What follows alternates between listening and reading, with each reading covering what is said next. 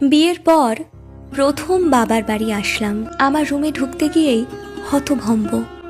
মাকে গিয়ে বললাম, মা, আমার রুমে ভাইয়া থাকে না? মানে ভাইয়ার রুম তো ছিলই, আমার রুমটা কেন নিতে হবে? ধুর পাগলি মেয়ে, বাবার বাড়িতে মেয়েদের নিজস্ব বলে কিছু থাকে নাকি? স্বামীর সংসারই তো এখন তোর সংসার। মনের মধ্যে তীব্র ব্যথা চেপে রেখে বললাম, এখানে যখন আসবো থাকবো কোথায়? তুই তো এখন অতিথির মতো, আসবি 2 দিন, হেসে খেলে থাকবি, তারপর চলে যাবি। গেস্ট রুমটা তো পড়েই আছে। মাকে আর কিছু বললাম না। বিয়ের 8 দিনের মাথায় আমার রুমটা এখন পুরোপুরি ভাইয়ার রুম হয়ে গেছে। এখন আমি তাহলে এই বাড়ির কেউ না, বাড়ির রাজকন্যা। 8 দিনে বাড়ির অতিথি হয়ে গেলাম। নীরবে কাঁদছি। এ কান্নার অর্থ শুধু মেয়েরাই বুঝবে, আর কেউ না।